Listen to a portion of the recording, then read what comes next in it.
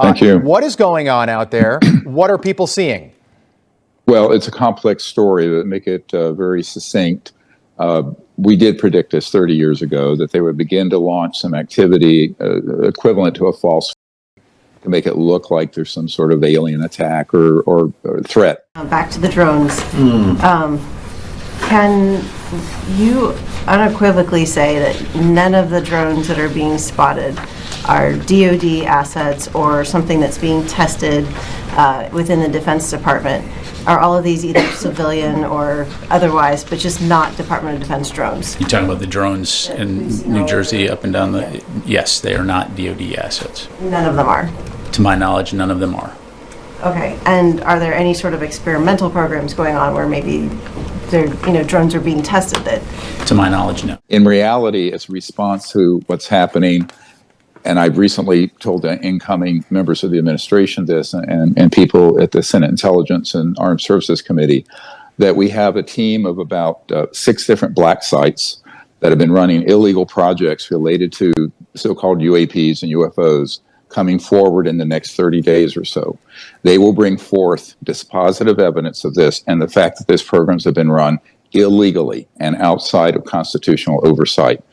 This is a ramp up to divert attention from that activity and could lead to some other events that would be catastrophic.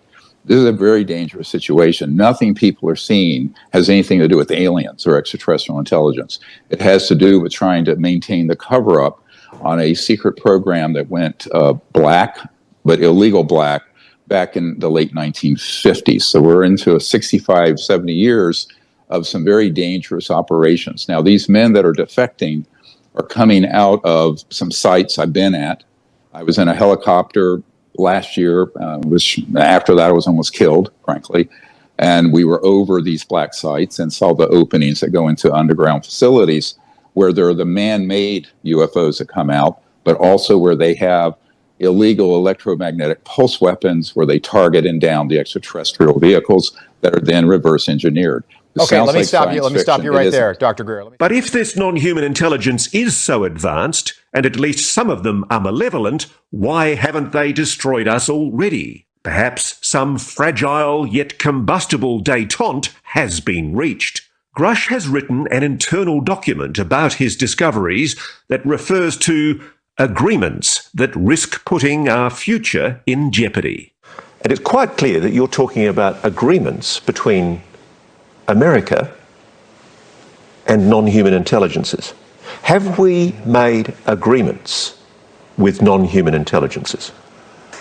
That's the kind of information I really hope national leadership is able to get to the bottom of. I need to pin you down on this. Are there agreements between non-human intelligences and the American government? I think that's a question that I would like to know all the details of as well. The United States government knew about the ET presence no later than July of 1947 in Roswell. Made the decision at that time to keep that from the American people. Fine. Almost exactly 5 years later to the week, there was a significant flyover of Washington, D.C. The U.S. government had a problem. General John Sanford made the response for the government, which was equivocative, but not unreasonable. But also there came a response from Donald Keogh, who flat out said, these are extraterrestrials. It's not human. Again, the government made the decision to keep this from the American people. 10 years later, 1962, we had the Cuban Missile Crisis, where we almost had a nuclear war. Only 4 years after that, these craft started appearing over our nuclear facilities and shutting our nuclear weapons down. How many times this happened in the 60s, we don't know.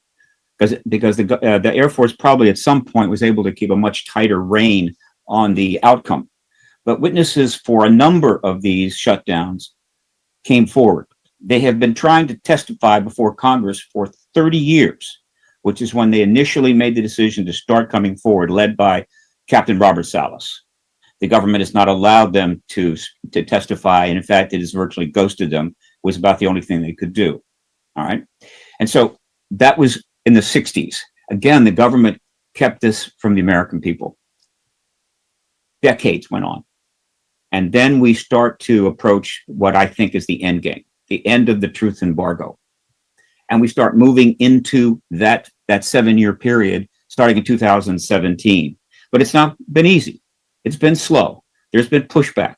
There's been some wins and losses, but we are moving toward disclosure without question. I want everyone at home I want us all to be on the same page.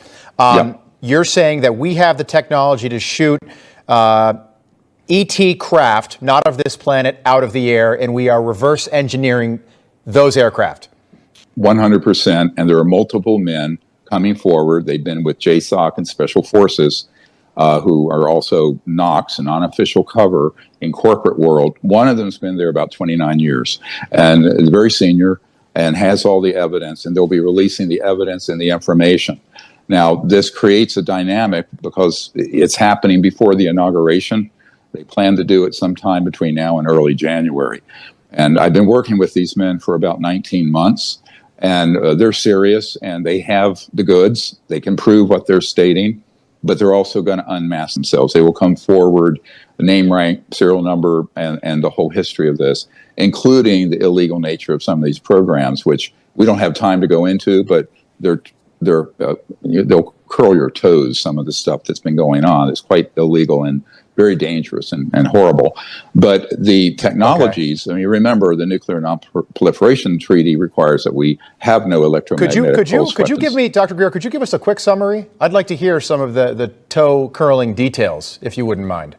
Well, for example, they have been able to confirm one of our whistleblowers' testimony, who's a Marine, Michael Herrera, who was present at an event, stumbled across an event during a rescue mission after the Indonesian earthquake in 2009.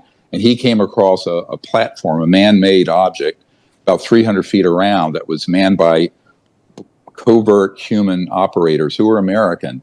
And they had boxed up and crated up humans that they were trafficking that had oxygen tanks on this tank. And they were being moved to a black site for various types of human experimentation and use. It's horrific, some of the actions. The main operator from two of these black sites that I've been at, I will not discuss where they are right now. Okay. It'll be disclosed fairly soon. He actually had personal knowledge of that. So when this whistleblower came forward, who was taken to the Pentagon Aero Office and Senate Intelligence Committee, he approached me and confirmed all of it. And so he said, not only that, but it's way worse than that. So there are some really worrisome programs going on without the oversight of the president or the Congress, and that has to get corrected because it's dangerous. Now, all these drones and everything going on is both a diversion, but an attempt to create a psychological warfare, a psyop, to distract us. And that's really what it is, but it could escalate to something very dangerous. I mean, yesterday I was told that I personally might be arrested, that there will be a character assassination plot against me that will come out soon.